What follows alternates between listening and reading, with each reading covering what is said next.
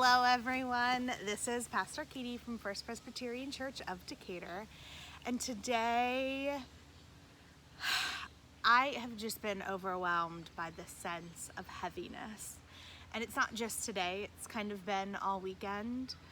I think as we see folks protesting as a result of the murder of George Floyd by police in Minneapolis, but we've seen kind of our communities are really impacted by what's going on right now. And I think sometimes we can feel isolated here in Decatur, thinking that it doesn't really affect us, it's like a big city problem. But we know in Kalamazoo last night there were protests that led to broken windows and riots, and the use of tear gas, not just in our own cities here in Michigan, but throughout the country. And I feel how heavy this is. I feel how much people are hurting.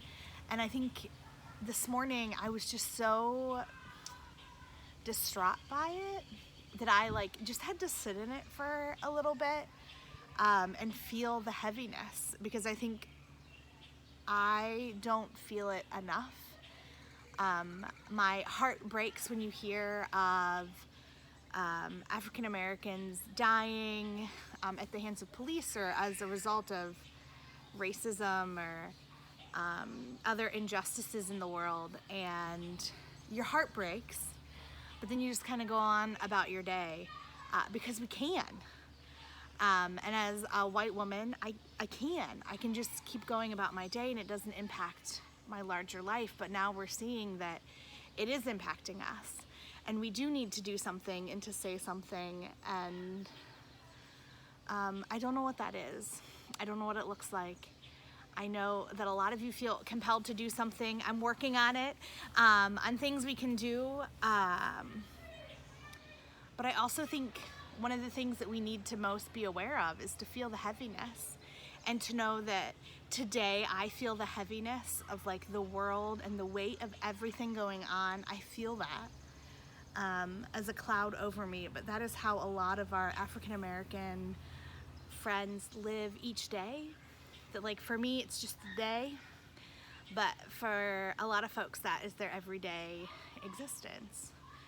And it's just, this has been hard.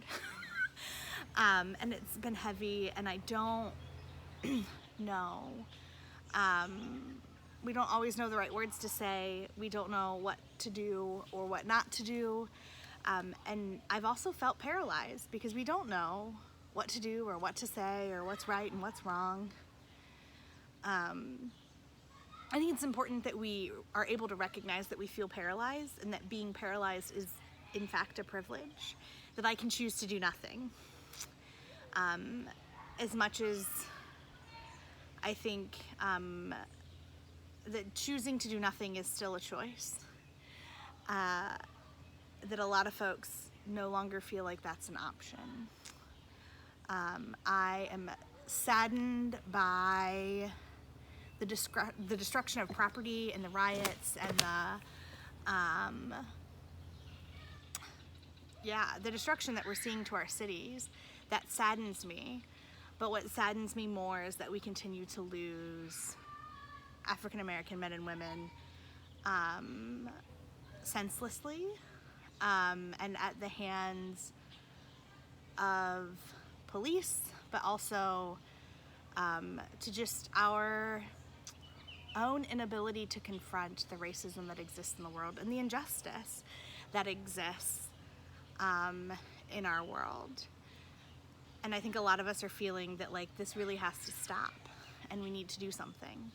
So I encourage you today to sit with that feeling, to feel it, to imagine how much you're feeling right now, the sorrow and the heartbreak, and what it must be like for those who experience that day in and day out, that's their lived experience.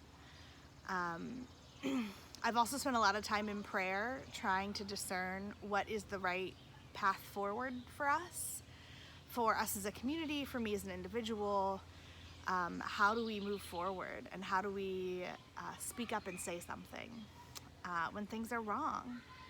And how do we do that in a way that honors all people and not just uses my voice, but honors and uses the voice of those who are actually experiencing this kind of heartache and pain? So I've been listening a lot as well, and lamenting. I know I've said it before, but there's a strong tradition of lament in our scriptures of saying, this is not right. God, you got to help us.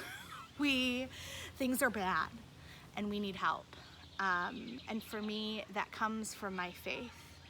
That comes from reading the scriptures and knowing that there have been generations before me that have cried out to God, and that God has answered their prayers, and God hears us when we cry out.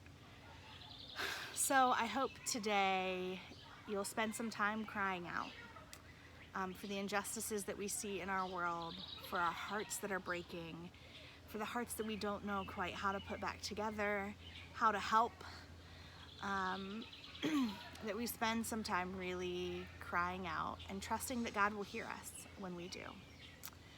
So may God hear all of our prayers this day and every day. And we'll see you all soon. Bye.